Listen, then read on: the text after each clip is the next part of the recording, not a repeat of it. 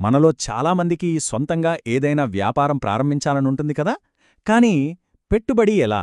ఈ ప్రశ్న దగ్గరే ఎన్నో కలలు ఆగిపోతాయి. అయితే ఇలాంటి వాళ్లకోసమే భారత ప్రభుత్వం ఒక అద్భుతమైన పథకాన్ని తీసుకొచ్చింది. అదే ముద్రా యోజన. ఈరోజు ఈ పథకం మన వ్యాపార కలను ఎలా నిజం చేస్తుందో వివరంగా తెలుసుకుందాం.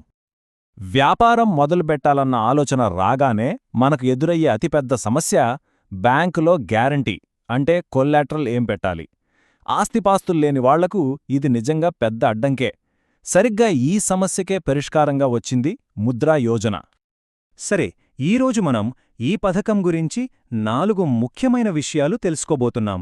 ముందుగా ముద్రా యోజన బేసిక్స్ ఏంటి, తర్వాత అందులో ఎన్ని రకాల లోన్లుంటాయి, ఆపైన ఈ లోన్కి ఎవరెవరు అర్హులు, ఇంక చివరగా దీనికి ఎలా అప్లై చేసుకోవాలి, వీటన్నిటిపై ఒక క్లారిటీ తెచ్చుకుందాం.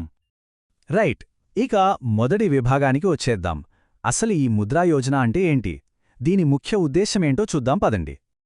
దీని పూర్తి పేరు ప్రధానమంత్రి ముద్రా యోజన లేదా షార్ట్గా PMMY. 2015లో ప్రభుత్వం దీన్ని ప్రారంభించింది. ఇక్కడ మనం గుర్తుపెట్టుకోవాల్సిన అత్యంత కీలకమైన పాయింట్ ఏంటంటే ఇది హామీలేని రుణాలు అందిస్తుంది. అంటే లోన్ కోసం ఎలాంటి ఆస్తిని తాకట్టు పెట్టాల్సిన అవసరం లేదన్నమాట. అసలు ముద్ర అనే పేరుకు కూడా ఒక అర్థముంది. MUDRA అంటే micro units development and refinance agency. పేర్లోనే ఉంది కదా, దేశంలోని చిన్న చిన్న వ్యాపార యూనిట్లను అభివృద్ధి చేసి వాటికి ఆర్థికంగా అండగా నిలబడటమే దీని లక్ష్యం. ఇప్పుడు చూడండి, ఈ స్కీమ్ ఎంత పెద్ద సామాజిక మార్పుకు కారణమైందో. ఈ పథకం ద్వారా లబ్ధి పొందిన వారిలో ఏకంగా 60% మంది మహిళలే ఉన్నారు. ఇది మహిళా పారిశ్రామికవేత్తలను ప్రోత్సహించడంలో ఎంత కీలక పాత్ర పోషిస్తోందో మనకు స్పష్టంగా అర్థమవుతోంది. సరే, ఇక తర్వాటి విభాగానికి వెళ్దాం. ముద్రా యోజనలో అందరికీ ఒకే రకమైన లోన్ ఉండదు. ఎందుకంటే బిజినెస్ ప్రయాణంలో ఒక్కో స్టేజ్లో ఒక్కో అవసరముంటుంది కదా. అందుకే వ్యాపారంలోని ప్రతి దశకు సరిపోయేలా 3 విభిన్న కేటగిరీలలో లోన్లు అందిస్తున్నారు. అవేంటో ఇప్పుడు చూద్దాం. చూడండి, ఎంత పర్ఫెక్ట్గా విభజించారో. వ్యాపారానికి మొదటి అడుగు వేసేవారి కోసం శిశు, కాస్త నిలదొక్కున్నాక బిజినెస్ని పెంచుకోవాలనుకునేవారికి కిషోర్, ఇక బాగా స్థిరపడి మరింత విస్తరించాలనుకునే అనుభవజ్ఞుల కోసం తరుణ్. ప్రతి దశలోనూ ఒక భరోసానమాట. ఇక్కడొక సూపర్ అప్డేట్ ఉంది. ఇటీవలి 2024 బడ్జెట్లో ప్రభుత్వం ముద్రాలోన్ గరిష్ట పరిమితిని 10 లక్షల నుంచి ఏకంగా 20 లక్షల రూపాయలకు పెంచింది. ఇది వేగంగా ఎదుగుతున్న వ్యాపారాలకు చాలా పెద్ద ప్రోత్సాహం అని చెప్పొచ్చు. అంతేకాదండోయ్, ఎవరైతే గతంలో తీసుకున్న తరుణ్ లోన్ని సమయానికి సరిగ్గా తిరిగి చెల్లించారో వాళ్లకోసం తరుణ్ ప్లస్ అనే మరో స్పెషల్ కేటగిరీ కూడా ఉంది. దీని కింద ఏకంగా 20 లక్షల వరకు రుణం పొందొచ్చు. అంటే నిజాయితీగా వ్యాపారం చేసే వాళ్లకిచ్చే ఒక గుర్తింపు లాంటిది. ఓకే, లోన్ కేటగిరీలు బావున్నాయి. మరి అసలు ఈ లోన్కు ఎవరు అర్హులు? ఇది చాలా ముఖ్యమైన ప్రశ్న కదా. దాని వివరాలేంటో ఇప్పుడు చూద్దాం. అర్హత ప్రమాణాలు చాలా సూటిగా, సరళంగా ఉన్నాయి. ముందుగా భారత పౌరులై 18 ఏళ్లు నిండి ఉండాలి. వ్యవసాయం కాకుండా తయారీ, సేవలు లేదా ట్రేడింగ్ వంటి ఏదైనా వ్యాపారం చేస్తుండాలి లేదా ప్రారంభించాలనుకోవాలి.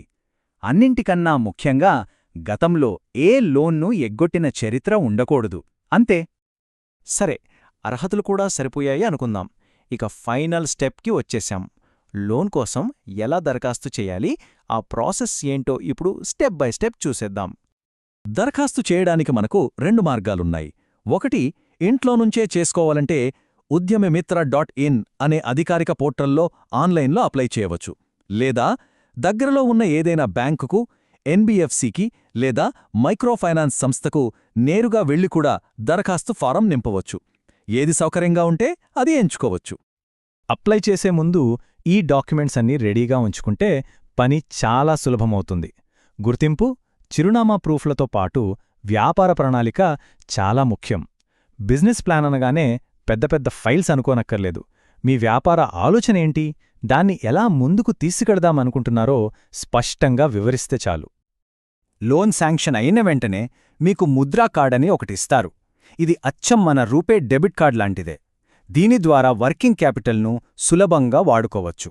అంటే ప్రతిసారీ బ్యాంకుకు వెళ్లాల్సిన పని లేకుండా డిజిటల్గా అవసరమైనప్పుడు డబ్బును వాడుకునే సౌలభ్యమన్నమాట. కాబట్టి ముద్రా యోజనను కేవలం ఒక లోన్గా చూడలేం. ఇది లక్షలాది మంది సామాన్యులకు వారి కాళ్లపై వారు నిలబడేందుకు, ఆర్థికంగా స్వాతంత్ర్యం సాధించేందుకు, తద్వారా దేశ ఆర్థిక వ్యవస్థలో భాగస్వాములు అయ్యేందుకు ప్రభుత్వం కల్పించిన ఒక గొప్ప అవకాశం. చూశారు కదా, ఈ పథకం ఒక గొప్ప అవకాశాన్ని మన ముందుంచింది. ఇప్పుడు ప్రశ్న ఒక్కటే, ఈ అవకాశాన్ని అందిపుచ్చుకుని మనం ఎలాంటి భవిష్యత్తును నిర్మించుకోబోతున్నాం?